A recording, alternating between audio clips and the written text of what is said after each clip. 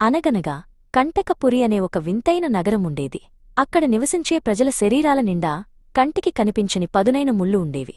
వారు ఒకరి దగ్గరికి ఒకరు వెళ్ళినప్పుడల్లా ఆ ముళ్ళు గుచ్చుకుని బాధ కలిగేది. అందుకే ఆ ఊరిలో అందరూ ఎప్పుడూ ఒకరిపై ఒకరు కోపంతో ఏడుస్తూ ఉండేవారు. ఒకరోజు ఆర్యన్ ఒక అద్భుతమైన బంగారు ద్వారాన్ని చూశాడు. ఆ ద్వారం అవతల నుండి ఎంతో మధురమైన సువాసన వస్తోంది.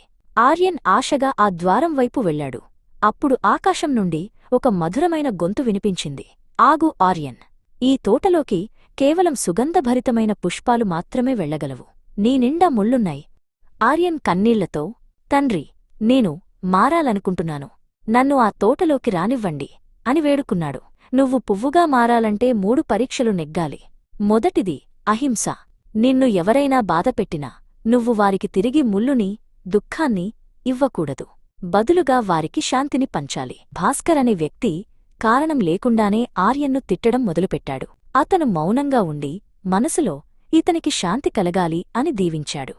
ఆర్యన్ అలా అనుకోగానే అతని శరీరం నుండి ఒక ముల్లు రాలిపోయి అక్కడ ఒక చిన్న మొగ్గ పుట్టుకొచ్చింది. బాబా, నేను ఎవరికీ దుఃఖం ఇవ్వలేదు. ఇప్పుడు నేను లోపలికి రావచ్చా అని అడిగాడు. ఆర్యన్, నువ్వు ముళ్లను దాచుకున్నావు కాని నీ మనసులో ఇంకా దేహభ్రాంతి అనే బురద ఉంది. అదృశ్యవాణి ఇలా వివరించింది. ఆర్యన్, నువ్వు ఇకపై మనుషుల బాహ్య రూపాలను కాని వారి శరీరాలను కాని చూడకు. ప్రతి మనిషిలోనూ వారి నుదుటి మధ్యలో ఒక చిన్న నక్షత్రంలా మెరిసే ఆత్మాను మాత్రమే దర్శించు.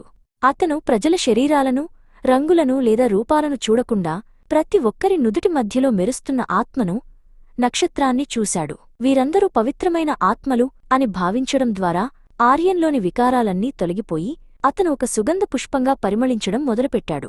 సంతోషంగా ద్వారం దగ్గరికి వెళ్లాడు. కాని తలుపు ఇంకా మూసే ఉంది. తండ్రీ, ఇప్పుడు నేను పవిత్రంగా మారాను కదా, ఎందుకు ఈ అడ్డంకి అని ఆర్యన్ అడిగాడు. ఆ అదృశ్యవాణి ప్రేమగా చెప్పింది. ఆర్యన్, నువ్వు పువ్వుగా మారావు నిజమే, కాని నీ మనసులో ఇంకా ఆ పాత ఊరి మనుషులమీద మమకారముంది. నా వాళ్లు, నా బంధువులు అనే తీగలు నిన్ను వెనక్కి లాగుతున్నాయి. నీ సర్వసంబంధాలు నాతోనే, ఈ పరమాత్మ వెలుగుతోనే ముడిపెట్టు. అప్పుడే నువ్వు తేలికవుతావు. ఇది ఆర్యన్కు చాలా కష్టంగా అనిపించింది. ఆర్యన్ కళ్ళు మూసుకున్నాడు.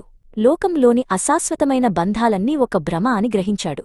నీవే నా తల్లివి, నీవే నా తండ్రివి, నీవే నా సర్వస్వం అని మనసులో ఆ పరమాత్మ వెలుగుతో తన బుద్ధిని జోడించాడు. వెంటనే ఆ భారీ బంగారు ద్వారం దానంతటా అదే తెరుచుకుంది.